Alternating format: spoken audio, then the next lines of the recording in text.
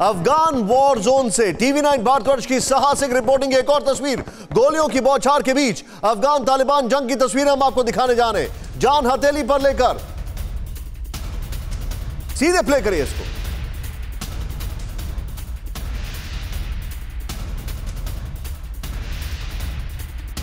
मेरी गाड़ी देखिए पूरी फायर से भर चुकी है। आइए बैठिए, निकलना है हमको यहाँ से तुरंत, क्योंकि यहाँ से अब ऑपरेशन आगे बढ़ाएंगे। ये बहुत संवेदनशील इलाका, मैं आपको यही बता रहा हूँ लगातार। मौर्य जी रिकॉर्ड नहीं कर रहे थे? अरे यार ये देखिए, अगर आप जिस गाड़ी में हम आए थे ये पूरी तरीके से शेल से भर चुकी है, फायर किया गया इससे। और अभी हम यहाँ से आगे की तरफ बढ़ रहे हैं। वीरेंद्र मौर्य जी मेरे कैमरा पर्सन और मैं, क्योंकि आगे के इनके पोजीशन जहाँ पे फायर किया गया उनको डोमिनेट करेंगे ये लोग। और ये बहुत संवेदनशील इलाका, मैं आपको यही बता रहा हूँ कि इन इलाकों में आज तक कोई चैनल नहीं पहुँचा है। पहला चैनल, ना सिर्फ भारत बल्कि दुनिया का कोई चैनल इन इलाकों में यहाँ रिपोर्टिंग करने के लिए नहीं पहुँचा। वीरेंद्र मौर्य जी और मैं दोनों यहाँ पर पहुँचे हैं और अब हम यहाँ से आगे की तरफ बढ़ रहे हैं। मैं आपको ये बता रहा हूँ कि ये इलाके अफगान फोर्सेस के लिए बहुत इंपॉर्टेंट है। और इन इलाकों की सबसे खास बात ये कि इन रास्तों को डोमिनेट करना, क्योंकि ये रास्ते पिछले कई दिनों में तालिबान ने बनाए हैं। अलकायदा की मदद से, पाकिस्तान एजेंसीज़ की तरफ से मदद उनको मिली है इन रास्तों को बनाने के लिए। और इन रास्तों को और ज़्यादा मेंटेन रखने के लिए वो लगातार यहाँ पर कई बुलडोज़र, दूसरी मशीन भी लाए हैं। लेकिन अब अफगान फोर्सेस इन इलाकों को या इन एरियाज़ को डोमिनेट करना चाहती है। और ना सिर्फ डोमिनेट करना चाहती है बल्कि इन रास्तों के ऊपर उनकी सप्लाई लाइंस भी काटना चाहती है, ताकि वो आने वाले वक्त में इन एरियाज़ में दोबारा से डोमिनेट ना कर सके। सीधे इस कवरेज के साथ मैं चाहूंगा राहुल, वो जो वॉक थ्रू प्ले किया है वही हम दिखाएं। दीपक वोरा मेरे साथ है। सर स्वागत है आपका। मैं आपसे एक चीज समझना चाहूंगा, ये जो अभी हम कवरेज दिखा रहे हैं, ग्राउंड रियलिटी जो दिखा रहे हैं, इससे एक चीज साफ होती जा रही है कि अफगान जो है वो पूरा वॉर जोन में तब्दील हो गया है, नंबर 1।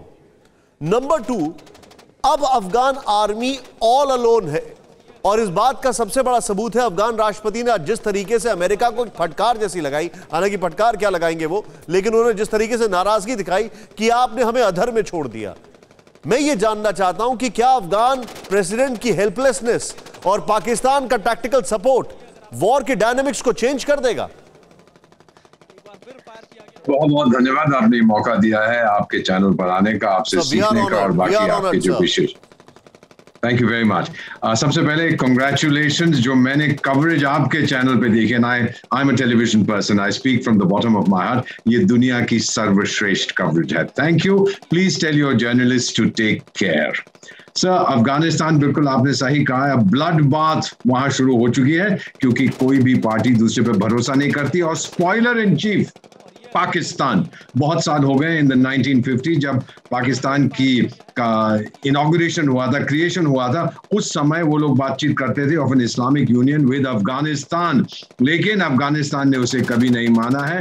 पाकिस्तान हमेशा एक डिसरप्टिव, डेंजरस, डिफिकल्ट नेबर रहा है, हमेशा ये कहता है कि भारत का इन्फ्लुएंस वहां पर हमें लिमिट करना है। और उसने सर ये तालिबान को और हकानी नेटवर्क को अपना प्रॉक्सी बनाया। लेकिन अब क्या हुआ है सर, दैट तालिबान ने पाकिस्तान को अपना प्रॉक्सी बना लिया है, because they are being hosted by the Pakistani.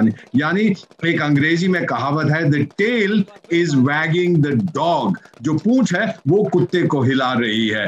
Pakistan का ये भरोसा है, आप जो देख रहे हैं पाकिस्तान बॉर्डर पे सपोर्ट उनको मिल रही है, वो सोचते हैं कि तालिबान का कोई ना कोई समय अब आने वाला है जब वो लोग पावर में आएंगे, may be even officially they will take political power, इसीलिए उसको नाराज नहीं करना चाहता। क्योंकि सर ये आप समझ लीजिए स्पष्ट रूप से, ये मैंने देखा हुआ है, अफगानिस्तान तो मेरी फैमिली का एंसेस्ट्रल होम है।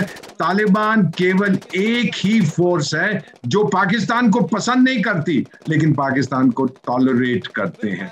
और पाकिस्तान क्यों नहीं, जो खतरनाक मिलिटेंट ग्रुप्स हैं पाकिस्तान के अंदर, उन्हें क्यों नहीं हराता है, जबकि सारी दुनिया कह रही है उनको नष्ट करो, क्योंकि पाकिस्तान डरता है। अब पाकिस्तान की आर्मी के पास ताकत नहीं है। अगर उसने कहा कि पास ताकत नहीं है इन्हें हराने की, तो वो पूरी तरह एक्सपोज हो जाएगा।